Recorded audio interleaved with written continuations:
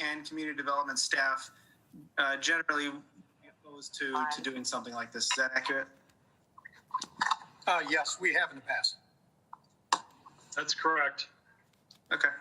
I mean, I appreciate the forethought and proposing it to the board. I will say honestly, within 2 days of receiving this suggestion, I got a complaint from somebody on the other side of town about a neighbor who was parking a boat. So this is one of those scenarios where I'm sure we can get a dozen different opinions on what we should do. But in my mind, the status quo probably wins out. But don't we have a 72-hour rule right now where somebody can put their boat in their driveway or RV or camper for 72 hours to load it, unload it, clean it, and then go on vacation, bring it back, have it for another 72 hours, and they have to remove it? Yes, that's correct. That is correct. Okay. This person wants to just be able to have it in the driveway all summer so they can go out when they have an opportunity. And is this resident aware of what we have currently as far as the 72-hour? I believe so, yes. And that's why they're requesting this instead. Okay, I got one in support, one opposed. I would not, Matt, I'm not in support of this. And I think because it could really get out of hand with having all kinds of vehicles that now stored in driveways. Then we'll start to get complaints about sidewalks being blocked. And then if they get moved out in the street, I just feel like it's going to open up a can of worms where it's just going to be constant complaints against doing this. So I would prefer just keep it as it is, where we allow people to bring whatever that vehicle is to their home to get it ready to go, come back, do whatever they have to do, and then put it wherever they store it. I don't want to see things on the driveway like that. Is it that way right now for RVs as well, as far as pop-up type of campers? Yes, that's correct. Are they allowed to be parked in the street? No. Well, there's one on Caliendo and Andrew that's there all the time. Well, we'll have to check that out and see if there's a violation there. Okay. Doug? I'm against it. Leave it as is. I think that's probably a majority there. Tom, did you have any comments? Current ordinance seems to allow boat owners to do what they need to do for the most part while respecting the neighborhoods. So I don't see a pressing matter that would allow us or require us to revisit that and make adjustments to those existing rules. Okay. I agree. Leave it as is. All right. All right, perfect. You got direction? We can Yep. get back to her? We will reach out to the resident and let them know. All right. Any other public comments, Jeff? Nope, that was it. Okay. I'll move on to read the items and then entertain a motion for approval. We have minutes of the village board meeting of May 11th, executive session minutes of May 11th, accounts payable for FY20 through May 21st, and then accounts payable for FY21 through May 21st. So moved. Second. Go ahead, Penny. Trustee Youngerman. Yes. Trustee Marisak. Yes. Trustee Guyer. Yes. Trustee Spurling. Yes. Trustee Lee. Yes. And Trustee Betzinger. Yeah. Thank you. All right, that carries 6-0. Thank you.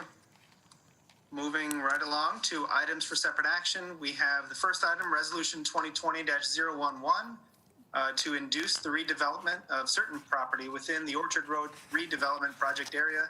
This is 1601 Commerce Drive. Director Young. We're going to change the order on this a little bit. Justin's going to speak first. I apologize, Mr. President, but he'd like to introduce those on the line from United Sugars and their consultants. Sure thing.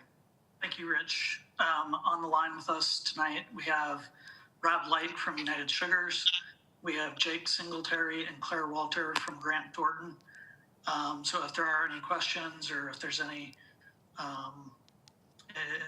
Anything that the board wants to ask, they are on the call.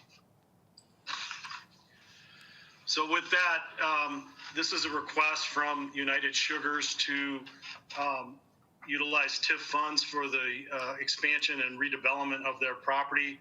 As you're well aware, there is one large dome on Alcott Road at Commerce Drive. There has always been the hope that in the future they would add a second dome. The land is now vacant, but available for the addition or the development of a second dome. There would need to be some modifications made to their existing transfer station to accommodate the dome being functional as a part of their overall operation. This is a $23.5 million investment in the first of what would be 3 phases of a major expansion of this site. They've asked for some funding from the TIF fund that Justin's going to talk about in a minute in terms of property improvements and then redevelopment of some of their existing structures and the construction of the dome itself. So I'm going to let Justin talk a little bit about the resolution and be happy to answer any questions. Thank you, Rich. What the resolution does is it allows United Sugars to, before the board would approve a development or redevelopment agreement, that would allow United Sugars to have expenses before that agreement would be put together. They, as Rich said, they have requested $2.5 million. I have done a cash flow analysis. We are able to pay out the $2.5 million over a period of years. If there's any questions, Rich or I could take them at this time. I had a couple more comments to make. I apologize. The construction on this, if it moves forward, would begin later this year. It's anticipated that construction would be completed by December of next year of 2021, and then they would start operations of the second dome in early 2022. I have a question, if I may. What are the restrictions on what the $2.5 million in TIF funds can be used for? There are several different categories that the expenditures can be used for. One of the categories that we're looking at is land development. A second category that we're looking at is rehabilitation of existing structures. There's many other items that could be there, but those are the 2 main categories that they're looking at right now. Just to clarify, Go ahead, Jeff. just to clarify, the inducement agreement allows them to start incurring expenditures, but a redevelopment agreement will still come back to the board that would spell that out in more detail, which costs are eligible. But this just allows them to start incurring the costs prior to that to still possibly be reimbursed. And all of these costs, I guess, obey the guidelines that are associated with our TIF? Well, they could only be reimbursed for those that are eligible. So if they don't make 2.5 million of eligible costs, then they would get whatever that number is. They can only be reimbursed for eligible costs. I've got a question too. But can we just back up? I missed the first thing you said. There was some background noise of the 2 things that they were going to do. Could you please repeat? Well, tonight's the inducement agreement. All the inducement agreement's doing is allowing them to start incurring costs, so that could be reimbursed through the development agreement. So a redevelopment agreement will come back to you that will have more detail about the eligible costs and the budget for you to look at and approve if you want to, to allow that.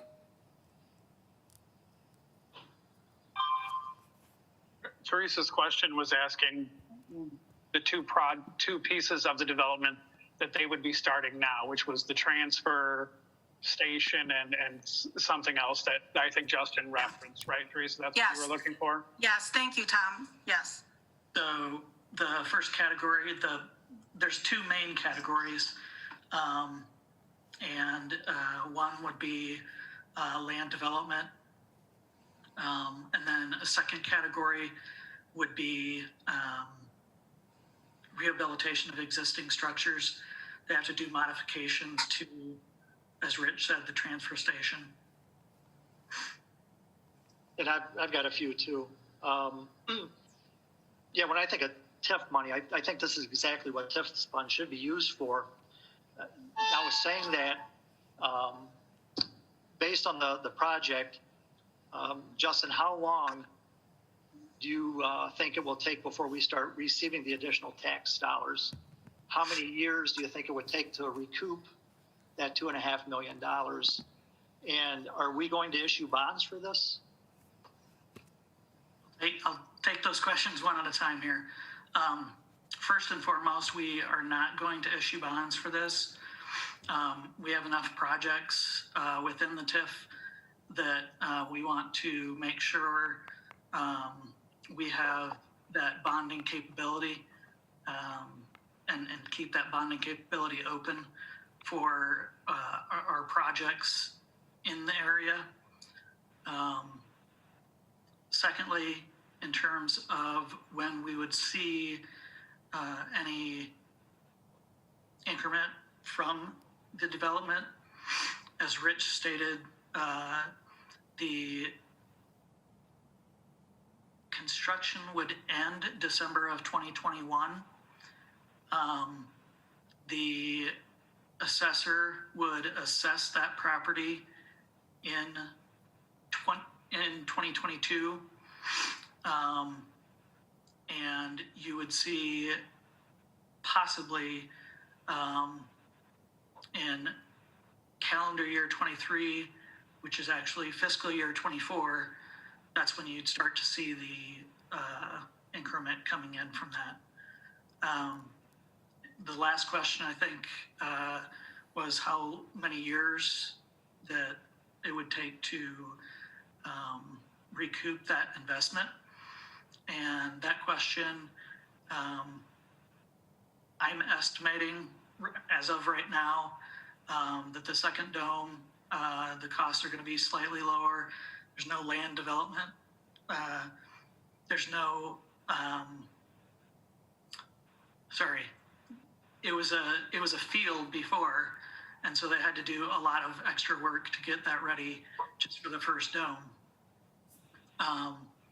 So I'm looking at the second dome being slightly lower than the first one, roughly $500,000 to $550,000 a year in increment. So that would be roughly 5 years. Okay, thank you. Justin, Justin or Rich, am I correct in thinking that a lot of the reason that we have TIF funding in this TIF is because of the increased EAB that the first Sugar Dome has brought to that TIF? Yes. That is correct. That's correct, yes. Yeah, if you recall with that first, basically all the development there so far, that property has not requested any TIF help or assistance at all, right? So they did all that previous land development, a certain portion of the roadway and that kind of stuff, and did not request any portion of TIF funding, so. That's correct. All of the improvement of Commerce Drive north of Alcott Road was put in by the original developer, including the site prep, the utilities, everything that goes along with the current site or the site of the first dome and the second dome, as well as the Nexio property to the north. So all of those capital improvements, primarily Commerce Drive, were all put in by the original developer without the use of any TIF funds. Okay. Rich, can you confirm, wasn't that pretty close to a $50 million initial investment? Yes, that's correct. Okay, thank you. Sorry. My only question is, this continues further. Let's reach out to Fire Chief Myers and see if, I wouldn't think that he has any concerns about additional fire apparatus because we've already got one. But just to make sure, maybe another trailer of foam or something of that sort. Yes, absolutely. All right. And that would come out of the TIF funds too, wouldn't it? For the foam trailer? It's definitely possible that that could be part of it, sure. Yes, okay. All right. Any other comments from board, staff, or anybody from Sugars? I think that they've been a great partner with Montgomery, and I think that the $2.5 million, I welcome the development. Absolutely. Is this, are we voting? Is this a motion thing we need? Yes. Yeah, on the resolution. I will move to approve that. Second. All right. Any further discussion? Okay. Penny, call the roll. Trustee Spurling, Yes. Trustee Lee, Yes, Trustee Betzinger, Yes. Trustee Youngerman, Yes. Trustee Marisak, Yes. and Trustee Guyer. Yes. All right. That carries 6-0. I'd like to thank you all for joining us. You certainly don't have to stick around for the rest of the meeting, and we welcome you back shortly with the plans for the development. Thank you very much for having us. We really appreciate your support. Yes, thank you. All right, good luck. Thank you. All right, I will move on to item 5B for separate action this evening. We have the Montgomery Development Fund Program, the Small Business COVID-19 Grant Applications. Director Young. Thank you, Mr. President. Yes, again, this is the second round of the grant applications that have been submitted and reviewed by the Montgomery Development Fund Committee. There were a total of 17 additional applications made since the time of your last meeting.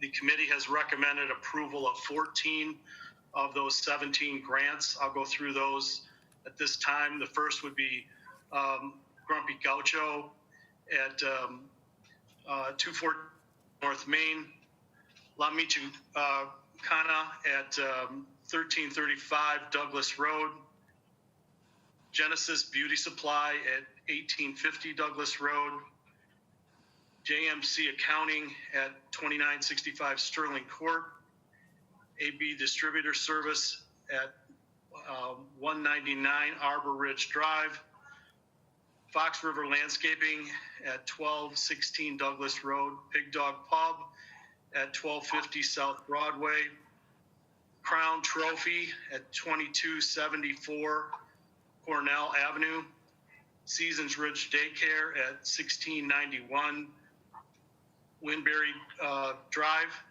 Washington Construction at 1724 Ivy Lane, KM Design at 105 North Main, the Aurora Transmission Group at 699 Montgomery Road, Valley View Dental at 1078 Ogden Avenue, and Frontline Automotive Inc. at 175 Albright Drive.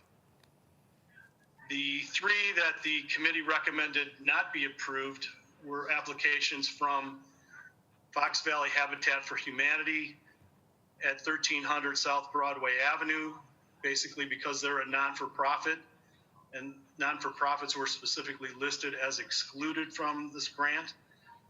Same is true for requests by VFW Post 7452 at 121 North River, and Scene Corps Inc., which had listed an address of 1892 Windet Drive. The business is actually located out of Big Rock. So the committee recommended that since it's not a business within Montgomery, that application not be approved. All right. Thank you. And was there any thought coming out of the MDF on these? They obviously recommended approval on the first 17, is it? It's the first 14 of the 17 that's in this round. There was discussion about whether or not there should be some amendment. The committee definitely wanted to get a feel from the village board in terms of, should we be looking to help out non-for-profits? Should there maybe be a fourth component of the Montgomery Development Fund that would support non-for-profits in some function? There was some concern about opening it up for non-for-profits because now you've included religious institutions as a potential grant applicant. And what does that do to the separation of church and state in support of religious institutions?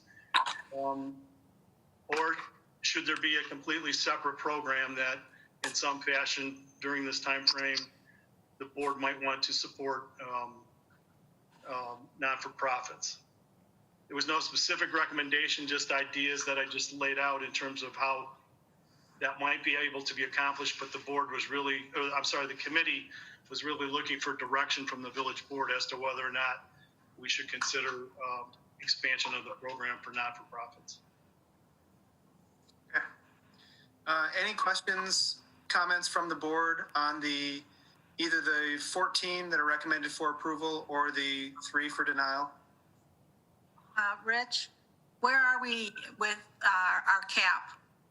The cap of the funds that we had a cap of 200,000. Where are we now? If you approve these 14, we'd still have the ability to process, let's see, 14 and 5 additional 5,000. Yeah, Jeff should be doing the math. We would have the ability to process an additional 5 and stay at the cap level. Okay. And as of right now, I do not have any additional applications. I've heard of at least one more possibly. You might recall that at your last meeting, you set a deadline of May 31st for applications. So we have a few more days this week, but I have not received any additional applications, but you would have the ability to process 5 more. Okay, thank you. Rich, the checks went out to the first 20. Yeah, the checks went out to the first 20. You approved 21 at your last meeting. We required that each grant that was approved, they sign a certification letter that states that they will, within 90 days, supply us with record keeping receipts of funds paid out from the grant for rent, mortgage, utilities, stocking, or payroll.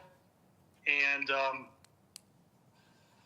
20 of the 21 that were approved had signed that document. So 20 of the 21 checks have been sent out. Thank you. Okay. Any other questions from the board on these?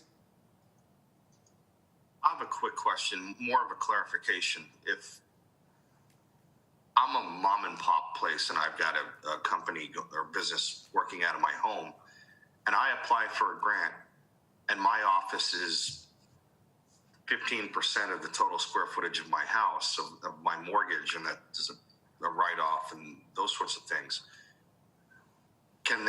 I can't use that $5,000 to pay my entire mortgage. Only 15% or the equivalent of whatever my square footage is. Is that correct? Well, I believe that that's the way we would interpret it, yes. Okay.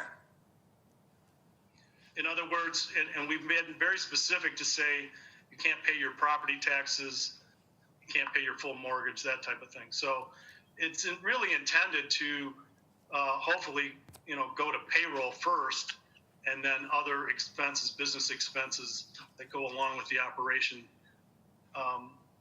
For instance, with restaurants, keeping employees that have limited hours employed and paid. That was the biggest thing. Yeah. Rich, quick question. When I looked through all of the paperwork for all of them, I thought there was one of them that said property taxes that they listed. There was, and we'll clarify with them that cannot be. That's part of the certification sign off. After the board approves this, they all get a document that states specifically what the funds can be used for. That does not include property taxes. Okay, thank you. And again, they have to document that within 90 days of receipt. Okay. Anything else? Is there a motion? So moved. Second. Any other discussion? All right, go ahead, Penny. You're on mute, Penny.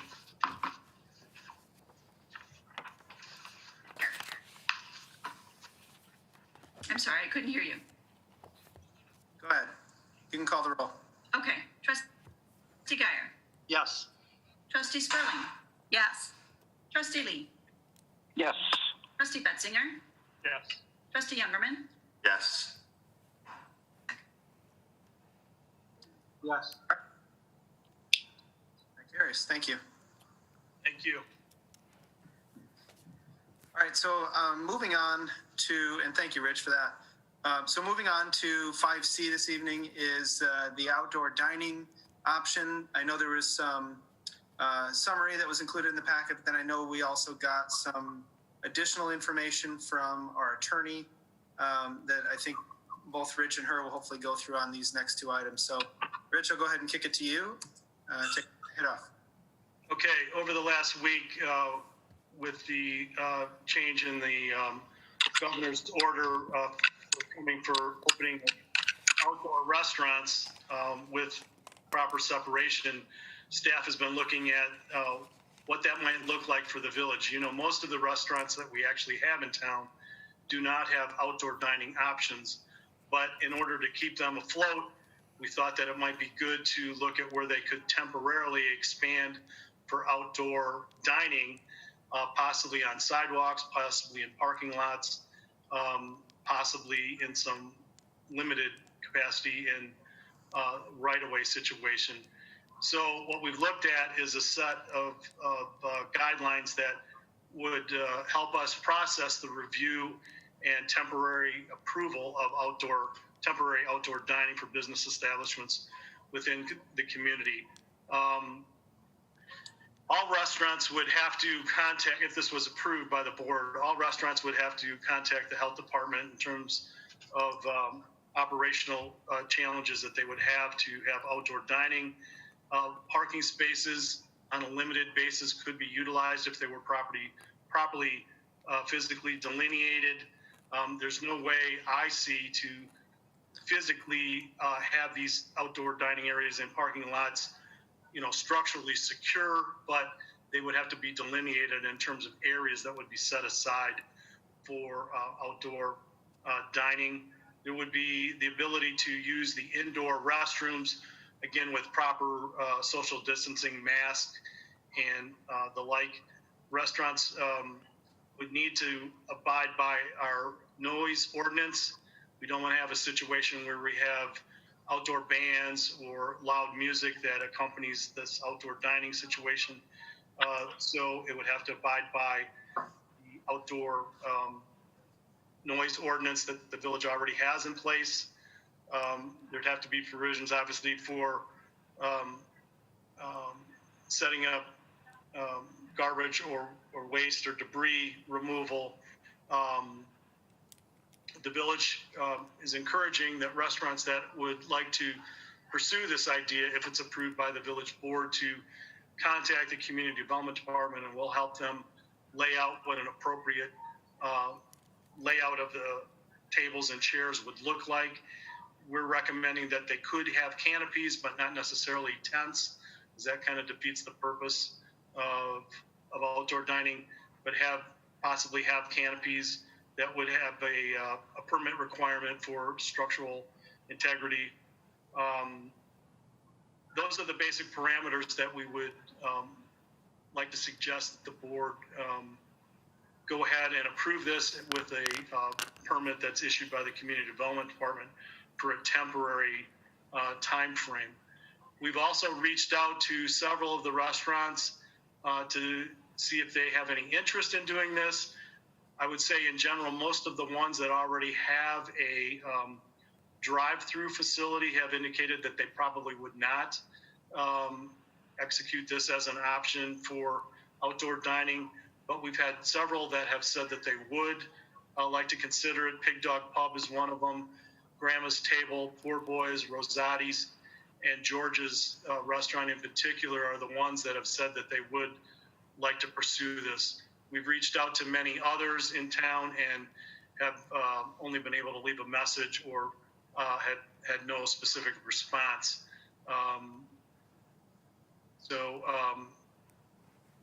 That's pretty much it at this point.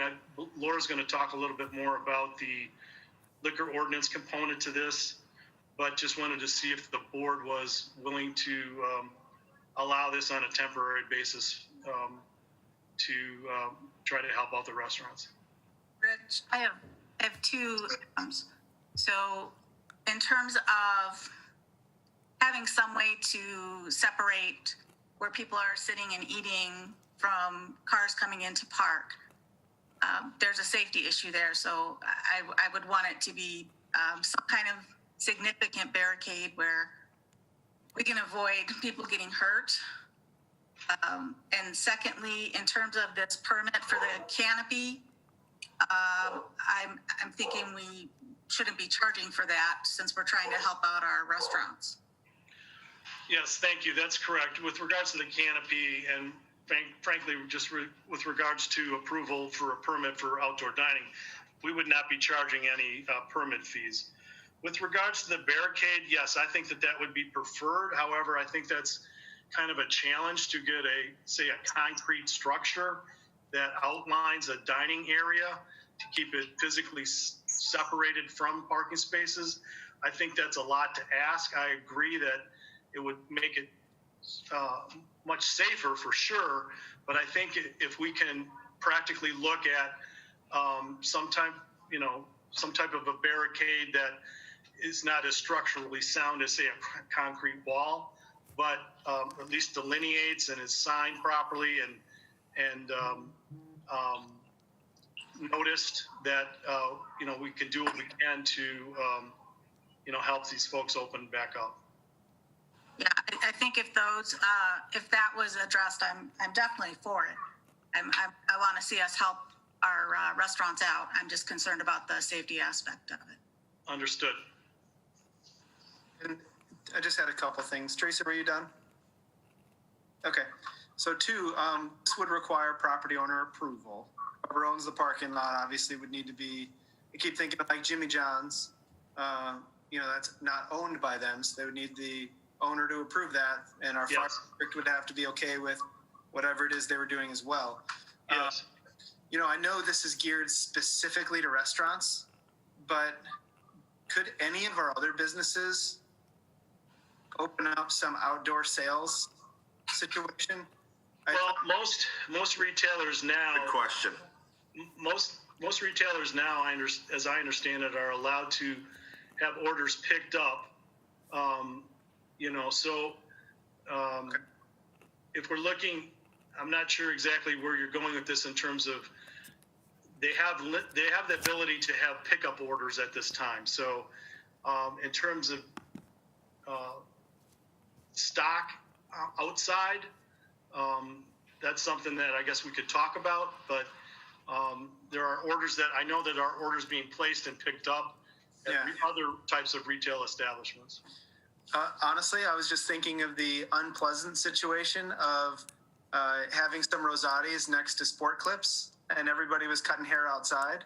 But the reality is, on a windy Saturday or whatever. But I mean, if we were to specifically for restaurants, I'm serious. What are we saying to the other businesses that, the restaurants are going to eat outside, so, Sport Clips, you're out of luck, or fill in the blank with I doubt your dentist wants to go outside to work on your teeth, but just think of other scenarios where businesses are going to be handcuffed this summer,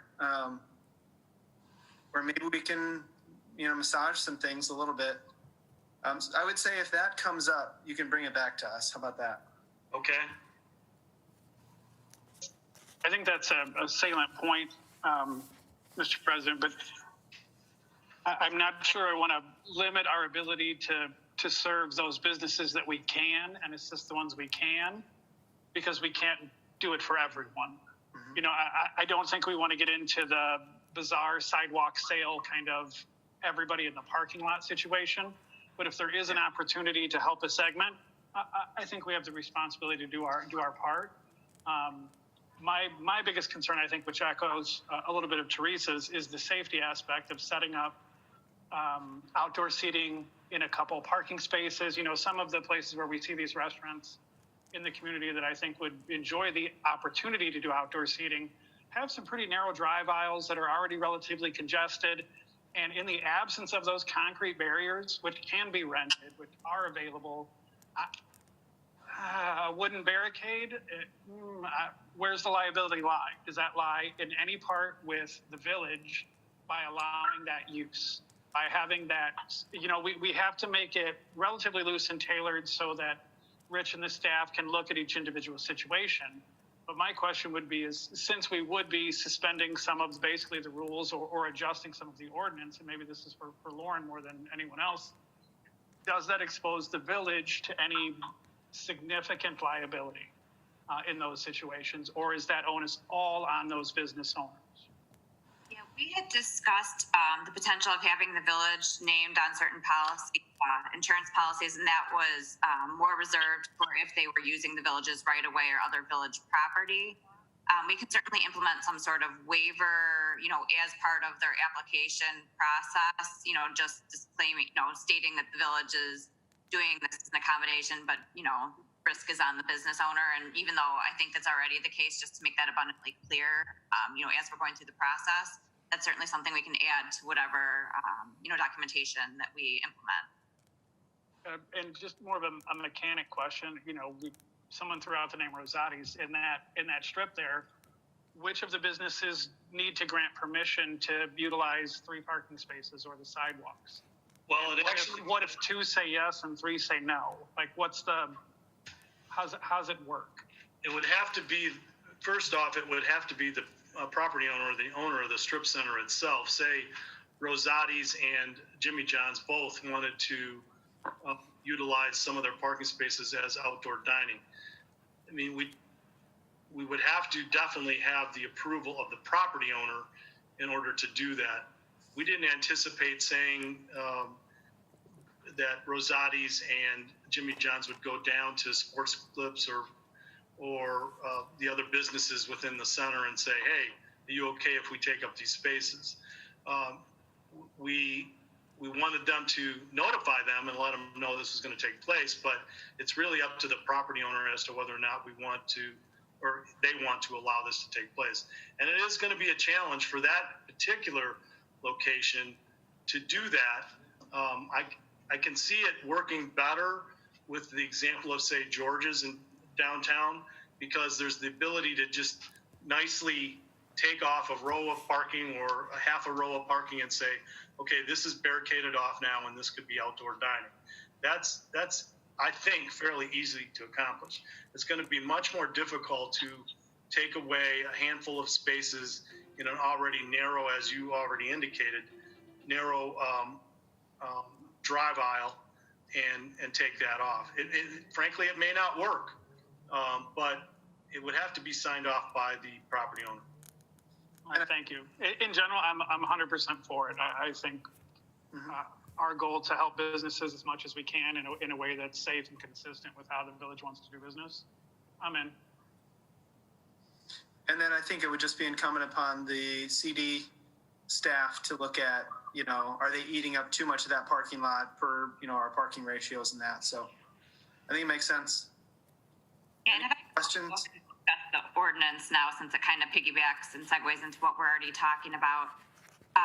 What our intention was there's currently a provision in the village code that has pretty stringent regulations on outdoor dining and what types of barriers must be used, that sort of thing. And what we added was a provision in that section that allows for village staff to waive provisions of that during the state of emergency. And we left the language flexible for the very reasons we're discussing, in that every business is going to be different depending on location and parking. And we couldn't really establishing a set temporary regulation that would be, usable across the board for all businesses. So what the village code amendment does is essentially just say, under states of emergency, the village has the option, not the requirement, but the option where it can explore waiving any of the requirements set for the duration of the state of emergency. And then the village has complete discretion to cease that use sooner if, either issues arise or some other factor changes that just makes that no longer a viable option. I have some minor concern on the sunset mechanism for waiving some of these ordinances in terms of should Illinois go into phase 4, phase 5, or whatever the different iterations of the rules are going to be.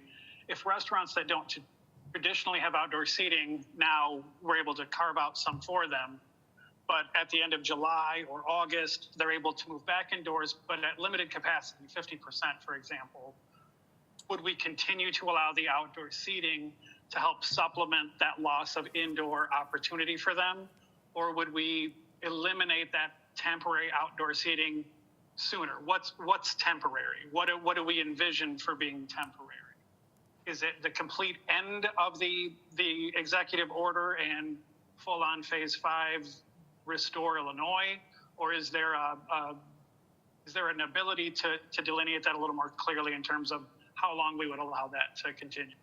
Yeah, and right now how it's drafted is it's intended to run concurrent with the state of emergency or, with the option that the village can either cease that permit at any time or it can amend the permit at any time. So I think we can certainly clarify the language, but as of right now, if you were to issue this permit, you could amend. That's with the understanding that 2 months from now, you can amend the regulations. There's no entitlement to the business in what you're issuing. So you can amend that as things go on. It's just the nature of the situation right now.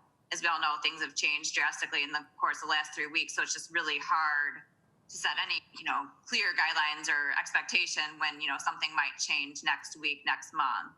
But yeah, we can certainly, if you would like additional language added or something in the forms that they sign, we can certainly add whatever you think would best communicate that point. We tried to, I think, include the flexibility for the board and the village to have it, have it go whatever length you're looking for. Yeah, I like that. So we could have the ability to extend it longer than a state of emergency if we so choose. Yes, or you could Or cut it if there are short. particular issues, you could cut it short, correct? Correct. Right. By location, I would think when they not in get- whole. Correct, yeah. Every part of it is on a case-by-case basis.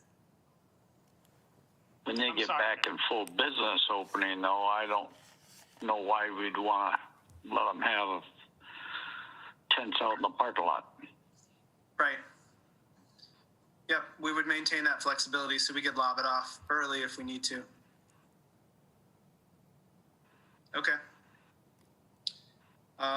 Did you want to roll right into the liquor license stuff, or should we vote on this first? Either way, if you want to go ahead and vote on this, we could do Yeah, that. if you could maybe separate the two, I'd appreciate it. Okay. Yeah, that'd be great. All right, so this is 5C, the outdoor dining outline that staff put up for Really us. just letting us know that you're in favor of us pursuing this. What's that? We're really just looking for direction that you guys are in favor of us pursuing this. Oh, so it's not for separate action? The separate action piece is the part that I was talking about. Originally, we thought it was going to be an entire new class of liquor license, but the way that it's in your code, it's a separate provision in the liquor control ordinance. So what you'd be approving tonight would be the ordinance that I sent out earlier, which creates ability. Okay, so we don't need to vote on the outdoor dining issue. You don't need to know, and the idea would be that outdoor dining issue would be the guidelines that would accompany the waivers as part of the liquor process. Right, but somebody, if they don't have a liquor license, example, Jimmy John's, could do this as well. Yeah, that would be they would just have to do the form or whatever, but this is liquor control ordinance. There's very separate, very strict, with the service of liquor outdoors requirement. Okay. All right, so Since we're not voting, is any member of the board opposed to the outdoor dining idea? I didn't hear any. Just wanted to hear your, No. okay. I'm good. We'll move on from item C. We won't take a vote on that. And then we'll roll right into ordinance 1880, amending the village code regarding temporary outdoor dining liquor regulations. This is a waiver of first passage on the second, if we choose. And then Laura, do you want to summarize the memo and the ordinance that you emailed us today? That is what I did just summarize. Oh, And that was just the waiver, because the outdoor dining, the liquor control portion of the ordinance has outdoor dining parameters. So this the village to waive those parameters as part of its overall outdoor dining program. okay. Not terribly clear. So, Okay. wait, so real quick. So anybody that holds a liquor license could apply for this? There's certain classes that are enumerated. I believe, I'm not sure offhand, there's 3 different classes. I know one is your general restaurant. And there's 2 more. Jeff, do you recall? I was thinking it was B, G, and L. Yes, anybody holding a Class B, Class G, or Class L license? So where is that in I have the ordinance and I don't see that. It's 3-48. That was actually, 3-48 was in your packet. Yeah. Oh, in the packet portion, Yes. not in the memo from the other day, from today. No, it went out in the packet, section 348. Got it. Okay. Looking at the wrong item. Because those are the 3 classes that are allowed to serve alcoholic beverages outside. Got it. Okay. Yeah, so right now, the code requires that you have certain barriers in place in order to do so, and a number of other conditions. And as I stated, what this does, it just allows staff to look at these conditions as part of the holistic outdoor dining program and say, okay, maybe you don't need a concrete wall to serve liquor today. You know, you can fall within the general restaurant parameter, that any other restaurant would. So it just gives them the flexibility to evaluate those components or waive as they deem appropriate. And again, it's no obligation, entitlement business that the staff has to. It's if it makes sense for a particular property, or perhaps there's something, a little looser regulation that would make sense. Got it. Now I totally get it. Sorry for the confusion there. I have a question though, because if we're going to vote on the ordinance, should those classes not be spelled out somewhere? Because they're nowhere in the ordinance. They're on that cover sheet, but they're not actually part of the actual ordinance that we're going to pass. And I would hate for somebody to come back with a different class and say, I want this as well. They are I'm sorry, the entire ordinance isn't contained in that section. It's just the amended added provision. The first portion of the ordinance does spell out the 3 classes in the beginning. The new subsection 9 is what was in there, but I didn't include the full text of the current ordinance. Oh, okay, yeah. Page 1 is not in this. Yes. Okay. So I totally get this now. Section 3-48 that's included in our packet is our existing village code. Correct. That allows for outdoor dining, and it's only for B, G, and L liquor license holders. And tonight, we're approving an ordinance that adds a 9th bullet point that basically says, due to COVID, we can approve this on a case-by-case, no fee. Correct. Yes, that we can do any of those 1 through 8 items as we may deem appropriate under the circumstances. Okay. See this, and I do appreciate staff moving 1,000,000 miles an hour during a pandemic. So it gets a little messy at the board level, but I really do appreciate you moving quickly. Like I said last week or 2 weeks ago, a lot of villages wouldn't move that fast. So. And I apologize, the guidelines, we were waiting on the guidelines from the state and they didn't come out till Saturday. So we wanted to make sure we had read over those before we got that to the board. Yes, please do. Thank you. Okay. Anybody else have any questions? Teresa? So this is going to allow those specific liquor license holders to serve alcohol in their outside dining area. It's not for takeaway. No, it wouldn't change anything for takeaway. It would be the outdoor dining area they currently have, which they're already allowed to do, and any expanded outdoor dining area as the village approves, which they would be looking at as part of that site plan and everything else. And it would be conditional on So the business would still have to apply and say, we want a waiver of this provision of your liquor ordinance. And then the village would review it and say, okay, yes, you have to state this is a good enough enclosure, or no, we don't think this is a sufficient enclosure. And that would depend on the business and whatever they presented to the village to review. But this isn't going to allow to serve something that people can get in their car and go with. No. Okay, thank you. Makes sense. Would you like a motion to approve? Yes, please. So moved. Second. Go ahead, Penny. Trustee Marisak. Yes. Trustee Guyer. Yes. Trustee Spurling. Yes. Trustee Lee. Yes. Trustee Betzinger. Yes. And Trustee Youngerman. Yes. All right, that carries unanimously. Thank you. Again, sorry for the confusion there. So moving on, so that was item 5D. So thanks, Laura, I appreciate it. Okay, so items for discussion this evening. The only item we have is Montgomery Fest. There's a memo in the packet. Jeff, did you want to summarize or go into it? Certainly. This is just following up on the discussion we had a month ago. We said we would bring it back for further discussion. What I provided in the packet, I gave you three things. First was a response to a question we'd gotten previously about costs we would incur if we canceled. Really, there's two costs. One is the bands. I've listed the maximum that we would incur, which is $10,500. We have talked to the booking agent, and I feel there's some flexibility in there that they're willing to negotiate. So I think that number would come down from that, somewhere between that and zero. Then you can see the ASCAP, that's the music licensing fee, which we've already paid for this year. That was only $375. Secondly, I contacted some of our neighboring communities to see what they were doing with their festivals or events, just for comparison's sake. And the last thing I provided in the memo was just the reminder of the guidelines for gatherings under Phase 3 and Phase 4 of the governor's plan, because we would be under one of those two phases most likely when it comes time for the fest. Jeff, have we always used a booking agent?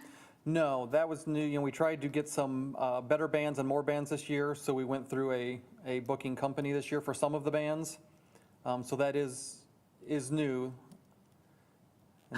And so a few of the bands came from the same agency. So they are the ones who provided the contract, not us. Correct. That's how it is with most of the bands. They provide us a contract. Okay. Yeah, I guess I was confused on that too when I first read this. I didn't realize there was a booking agent involved. I thought this was individual bands charging us a cancellation fee. But I don't recall ever talking about a booking agent in the past. And we didn't do it for every band, correct? It was some of the Correct. bands kind of, what's that? You're correct. It was not for all the bands. Yeah, and some of the bands were under the same booking agent that we looked at. I do remember talking about that when we listened to the bands upstairs. But irregardless. So I guess what I guess I'm struggling a little bit with that, because it looks like we're not going to be able to do it because our state government says we can't have the large gatherings. So that's why I was thinking, where did the contract come from? If we were releasing them from their contract, they could certainly go to Wisconsin or Indiana and book another gig, and they're not going to be out money. Right. Yeah, so the contract does not have a force majeure clause in it. Is that what you're saying? We believe it has a clause that if we are forced to cancel because of the pandemic, that would release us from having to pay. Yeah, the problem that comes up now, and this is where it gets a little bit sticky, is the contract, we're still under an order at that point in time, which we won't know until that point in time, then it could be a possible cancellation with no liability. But they're saying if we cancel ahead of time anticipating that we're still going to be under an order, but we don't actually know that we're still under the order, that's where they've kind of held the position that we would still owe them the funds. So the force majeure clause wouldn't necessarily be invoked until a time later that we're not sure what the actual situation will be. So how many bands are there? Then What's we're the kind total of held hostage trying to figure out, you know, what to do with our fest when, as of now, we can't have any large gatherings and they're going to kind of hold us over a barrel for 10 grand. Again, we have had preliminary conversations with them, and they have stated they're willing to work with us on that. So, like I said, I don't think that's the amount we would be at. It could be as low as 0, it could be somewhere in between, but they have, you know, they've been willing to work with us on it, you know, understanding the situation that we're in. Well, They and have a I think, to mitigate their law. I mean, you know, if they're saying, if you canceled last minute and they had no opportunity to rebook, that would be one thing, but they still have a duty to try to mitigate, you know, any lost revenue. So on that hand, you know, the more advance notice they're provided, the more opportunity they do have to book other gigs.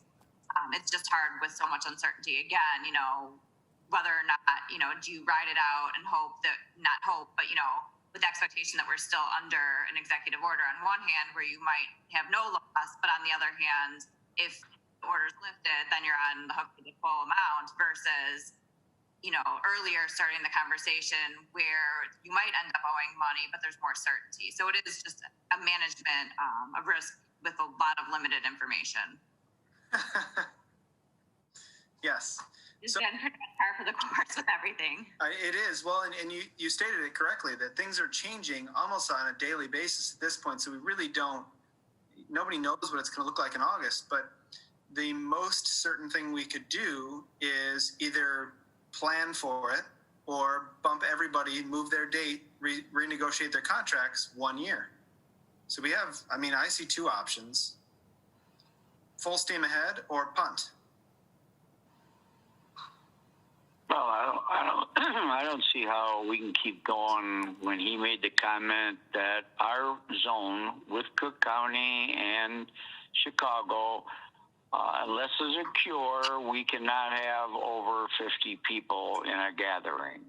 And that eliminates the car show, the carnival, our bands in the parade, and that about eliminates everything. And he's not going to switch. That's in phase 4. 50 people. So I don't know how he's going to all of a sudden go to a new phase 5 when he's already put this out there and nobody's listening to him. Anyway, with millenniums and high school, college, they're running around with no masks on, no social distancing. They could care less. And I don't think he's going to change at all. And since we're with Chicago, I don't see how we can have it. I really don't. It just doesn't.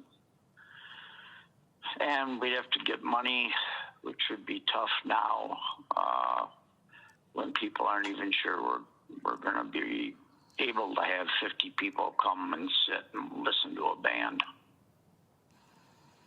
Right. Tom, what are your thoughts? I think it doesn't make sense to assume we're going to have the festival. So having staff talk to our booker and look at next year and negotiate some of those rates as to what that cost might be for next year if we want to rebook the same kind of entertainment might be the way to go. It's really ambitious to think we'd be able to have large festival this fall. And I would defer to either Jeff or Corinne, but I don't recall when the last conversations with the agent were, or if the phased plan had been released yet, but that might slightly change the conversation. Yeah, quite honestly, I can't remember what we knew about the plans at that point, so. But I think we do have a little bit more tangible, not much, but definitely a starting point. Yeah, and that's in regards to that, you know, our exposure, the 10 grand or whatnot, but bigger picture, do we keep planning for this or do we punt? Well, About it a month ago, we wanted to hit pause. Here we are today. Next week is June. right. Pleasure of the board. I like the idea that if we can rebook the bands next year and maybe not take a hit for that. But I don't know that we're going to get a lot of people coming. You know, I think people are still going to be very tentative about coming out and getting into large crowds. I mean, that's what, only like 6 weeks away, 7 weeks away. I don't know that we're going to get, I don't think we'd get the crowds like we. Well, how do you stop it? If they're not going to follow. Can't hear you. Go ahead, Doug. I can't. No. So if we do proceed, now we have a problem.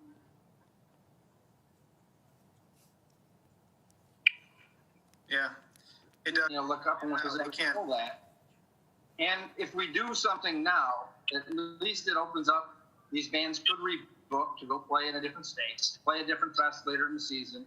Same thing with the food vendors. I've talked to several of them, and they're all saying hit the pause button, don't do anything and react too quickly. But at least now they would know definitively, and they could have an opportunity to book something else. At this point, I think they're grasping at straws because they just need to book something. But I think that it might be prudent to, hit pause. We're going to delay the fest 1 year. We're not going to cancel it. We're just going to postpone it until next year. Denny, Dan, what are your thoughts? Steve? Yeah, as much as I hate to, I don't know how we can have it because we're going into phase 3 here at the end of May. If everything goes as planned, we're end of June for phase 4. And if something miraculous happens, we're phase 5 at the end of July. That doesn't give us a whole lot of time to say, when he announces phase 5, to say, let's have the fest. They're just, I hate to cancel it for this year, but I don't see that we have any other choice. Denny? Yeah, he keeps saying 50 people in phase 4. Well, how do we know, by then it might be July 20th, and he'll say, well, maybe we'll go more, maybe we won't. Well, what are we going to do? We're caught in the middle.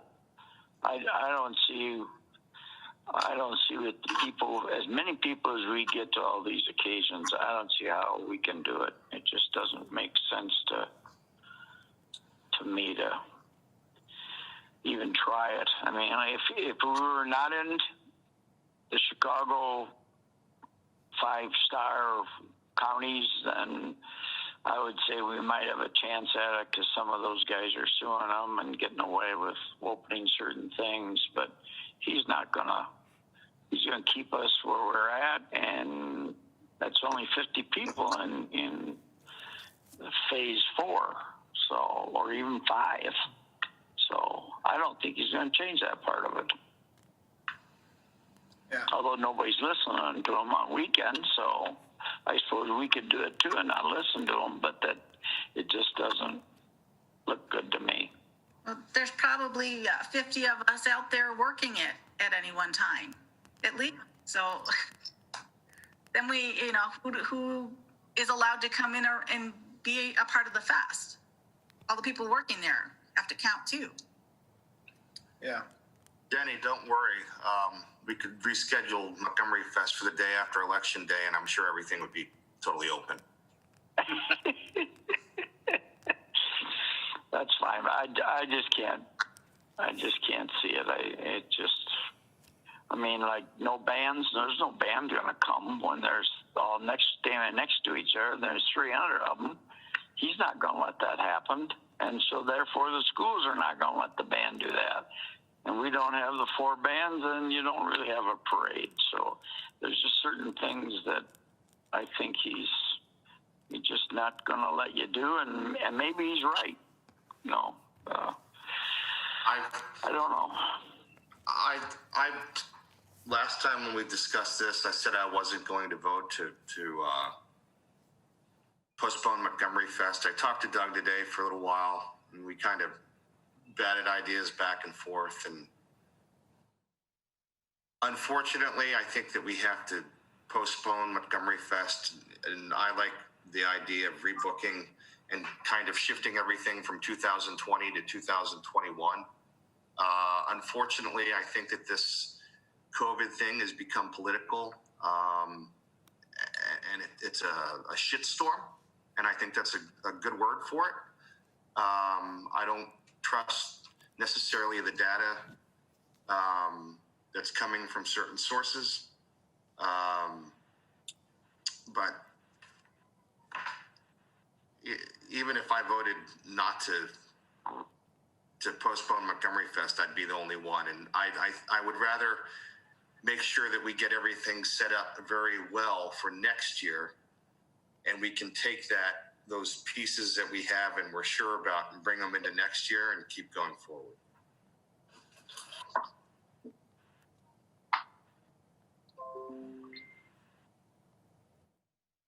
Any other comments from the board? I mean, it sounds like we have the board's unanimous on hitting pause and postponing Montgomery Fest for 2020, and directing staff to rebook and try and get everybody and everything that we were going to do this year and find a way to make that happen in 2021 and revisit in the future. Does that sound accurate? Yes. So we're not canceling it. We're going to just reschedule it for 2021. We're gonna do it twice. I have one question about that. So and I cannot remember the name of it, the fishing derby that we do. Isn't that the longest running fishing derby out in the state? A way we could continue that this year. No, it'll still be a continuous. You may have missed a year, but we're still a continuous one. The river's so high right now, they couldn't fish it in a way. I think it'd still be continued on. I know there has been some years where they had to cancel for that purpose, but yeah, I mean, they run that, and if we can help in any way, if they want to do it this year and it meets the regs, we can find a way to do that. It hurts my heart to postpone Montgomery Fest. It's my favorite event of the year, and okay. I'm going to have to go tell my daughter. Really? Anybody want to come talk to Sammy? Put her on. No, she's an excellent volunteer. I appreciate it. It's not perfect, but I do appreciate it. It's a little bit messy doing it on this, but you guys have a good discussion. You're very thoughtful on it. So, and I think it's a responsible thing to do. It is. Yep. And the vendors, the crafters, everybody. It's just a responsible thing to do to make the call. Stop it. Okay. All right, staff will work on that diligently to get things extended and report back to us in the future. Anything else on Montgomery Fest before I move on to new or unfinished? All right. Hit it. Anybody got anything? I've got one thing. Since we're talking about the TIF tonight, it made me think of something. We had performing a traffic study, and I believe we thought that it may be completed June of this year. Is there an update on that for the TIF district? I'd ask Pete if he could respond to that. Yes, so that work is underway. I would expect that we would be making a report to you in June, probably the second meeting. We haven't reviewed it with staff yet, so that's going to be our first step. But that's the intent. There's several components to it, so it may take a series of meetings to get through it. Okay, thank you. I have a couple items, if I may. First, hold on, just one follow-up to that, Steve. Sorry to interrupt. Sure. Random question, Pete. The traffic counts that you would have done for that, did you do those pre-COVID? Yes, all that was done pre-COVID, so that's good.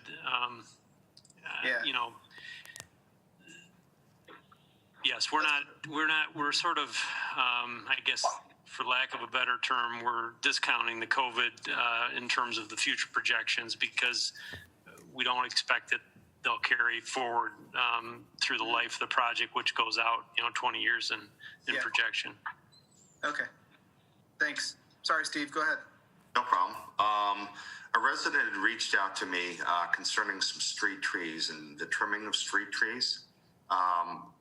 Mark, I've asked that person to get me the address of the trees that she's concerned about because of the low-lying limbs. And as soon as she sends me that information, I'll get it onto you, please. Yeah, absolutely. We'll take a look at that as soon as you get it. The second thing, and I think I've talked to Jeff and or Rich about this, the Gordon Road study, as far as the digital or the online Zoom meeting or whatever, sending your questions or your concerns in electronically.